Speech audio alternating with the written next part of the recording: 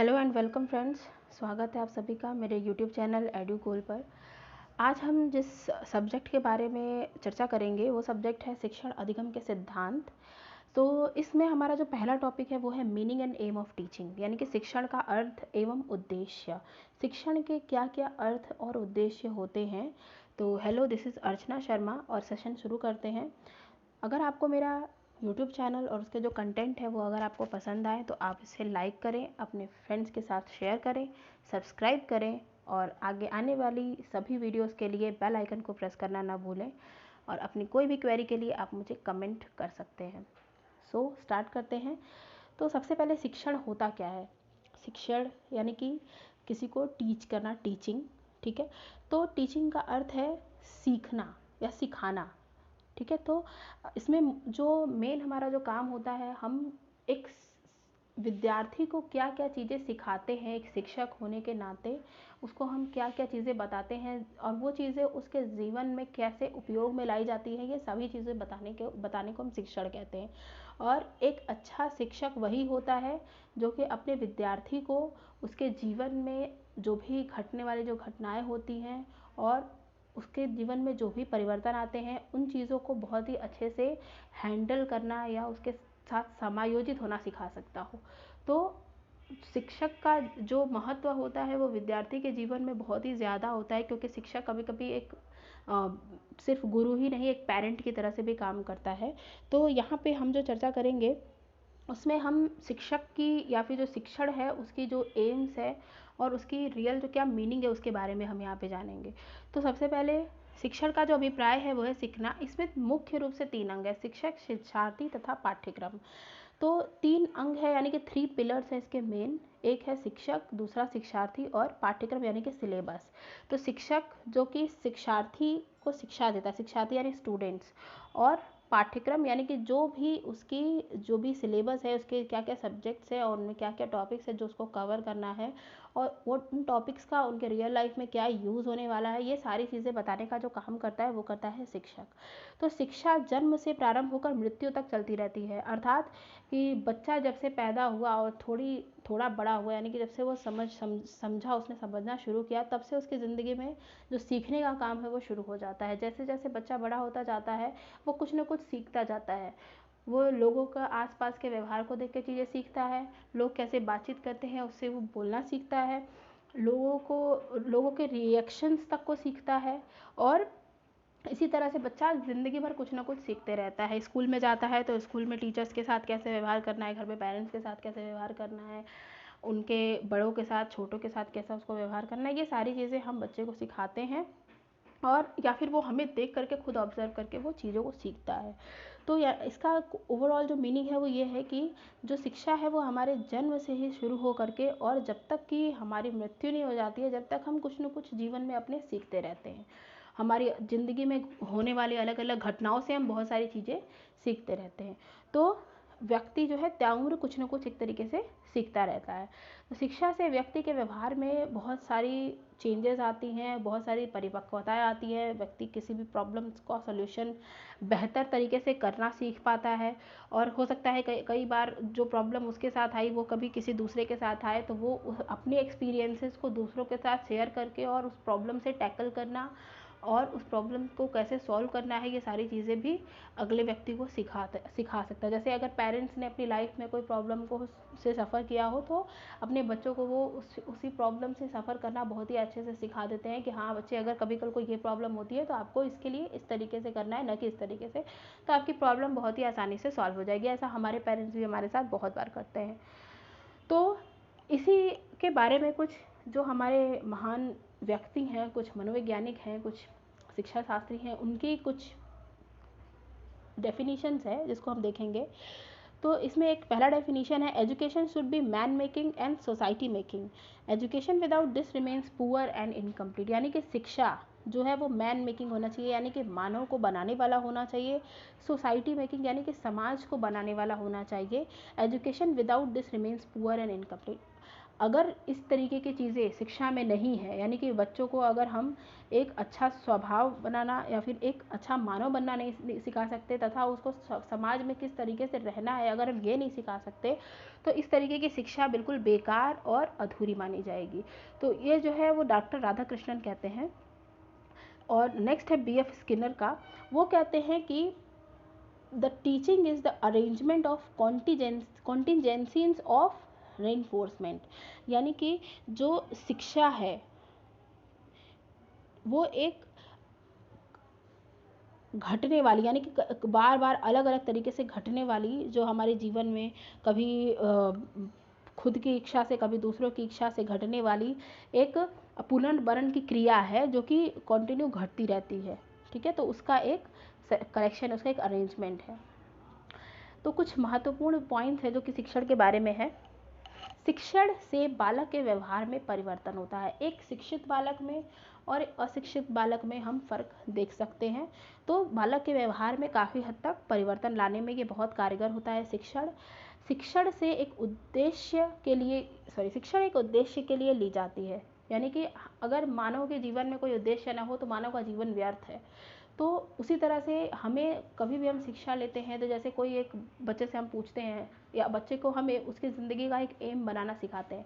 बच्चा छोटा रहता है, छोटे क्लासेस में पढ़ता है, तभी से हम बच्चे से पूछना शुरू कर देते हैं कि what is the aim of your life, यानी कि आप बड़े होकर के क्या बनना चाहते हो, ताकि हम बच्चों को ये बता सकें कि वो शिक्षा जो यहाँ पे बैठ के वो शिक्षा प्राप्त कर रहे हैं उसके पीछे उनका एक लक्ष्य होना चाहिए, एक एम होना चाहिए। और बच्चे अपने इंटरेस्ट के अकॉर्डिंग अपना एम चुन लेते हैं। एक समय पे बच्चे अपना एम चुन लेते हैं और उसी पर कारगर हो जाते हैं। तो शिक्षण एक सामाजिक व व्यावसायिक क्रिया है। सामाजिक यानी कि सोशल, और व्यावसायिक यानी कि प्रोफेशनल। तो कभी भी शिक्षण जब हम प्राप्त कर रहे हैं तो हमें समाज में कैसे रहना है, और हमें एक व्यवसाय यानी कि हमें अपने जीवन यापन करने के लिए भी शिक्षा बहुत ही महत्वपूर्ण है, महाउपयोगी है। तो शिक्षण विकासात्मक प्रक्रिया है, यानी कि विकासात्मक मतलब हम शिक्षा प्राप्त करके हमेशा बढ़ते ही रहते हैं, विकास की ओर जाते हैं, न कि हम घटते जाते हैं। तो हम जीवन में अपने कुछ भी सीखेंगे तो उससे हम हमेशा क्या करेंगे, हम विकास की ओर आगे बढ़ते रहेंगे। शिक्षण एक तार्किक क्रिया है। ठीक है, तो हमेशा जो हमारे जीवन की जो भी शिक्षा जो हम प्राप्त कर रहे हैं, उस शिक्षा का कोई ना कोई तर्क है, कोई ना कोई जीवन में हमारा उसके लक्ष्य है। तो शिक्षा का एक तार्किक क्रिया है। शिक्षण आमने सामने की प्रक्रिया है।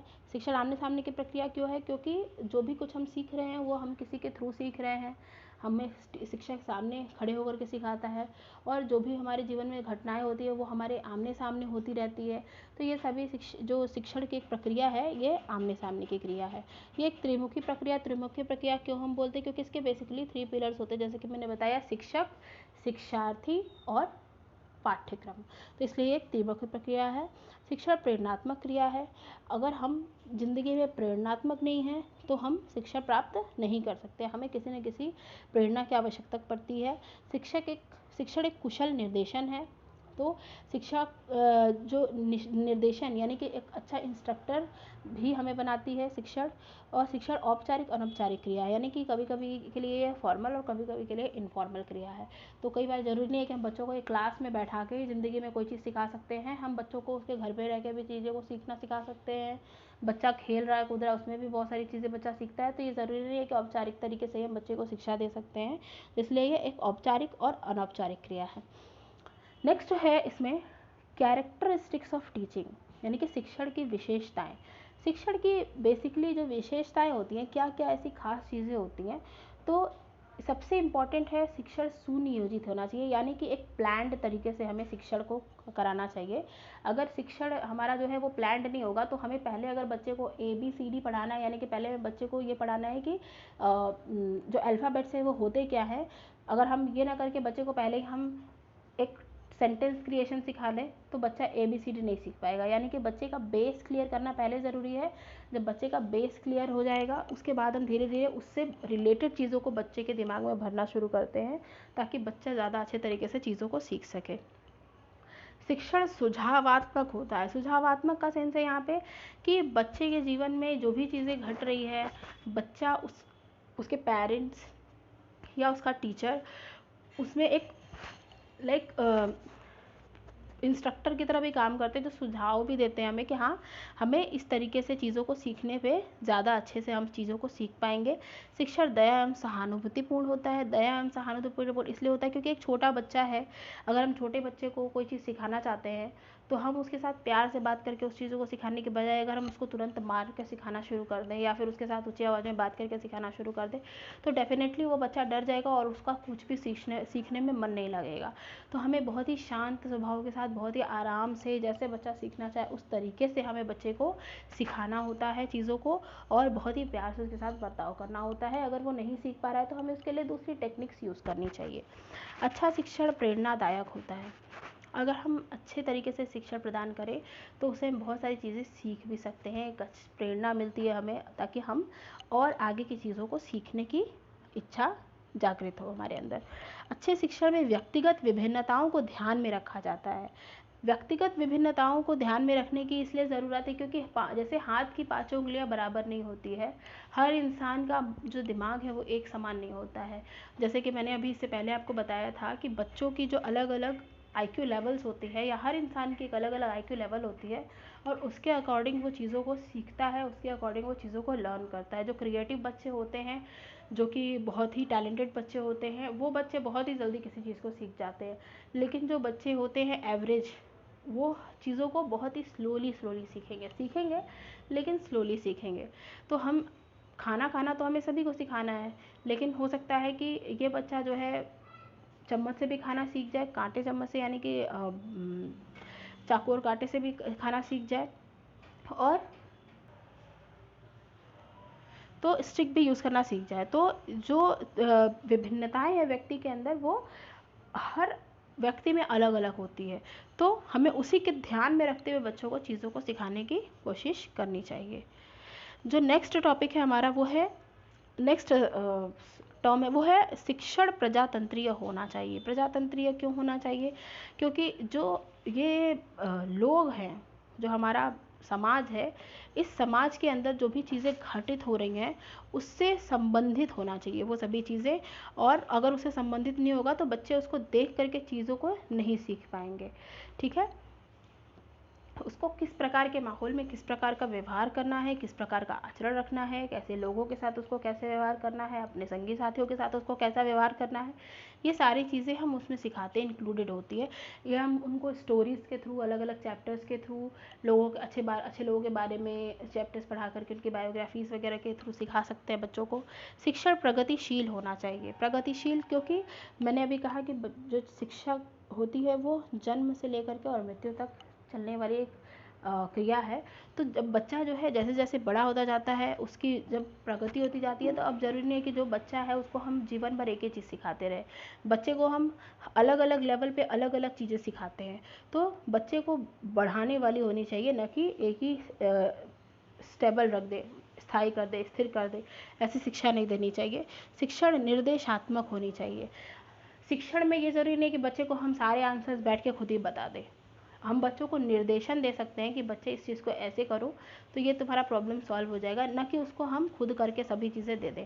अगर बना बनाया सब मिल जाएगा बच्चे को, तो फिर उसकी जो एक क्यूरियोसिटी है किसी चीज़ को सीखने की, वो ख़त्म हो जाएगी और बच्चा अपने आप से कुछ भी सीखने के लिए कोशिश नहीं करेगा। शिक्षण निदानात्मक एवं उपचारात्मक क्रिया है। निदानात्मक और उपचारात्मक इसलिए क्योंकि सबसे पहले हमें बच्चे की जो प्रॉब्लम है उसको डायग्नोज करना बहुत ज़रूरी है, उसका निदान करना बहुत ज़रूरी है। और जब हम उसका निदान कर लेंगे तब उसी के अकॉर्डिंग हम उसका उपचार करेंगे, यानी कि इस तरीके के बच्चों को इस तरीके से हमें हैंडल करना है और दूसरे तरीके के बच्चों को हमें इस तरीके से हैंडल करना है। अगर उसको फला प्रॉब्लम आ रही है तो उसको हैंडल करने की क्या क्या तरीके हो सकते हैं, उसको किस तरीके से हम समझा सकते हैं।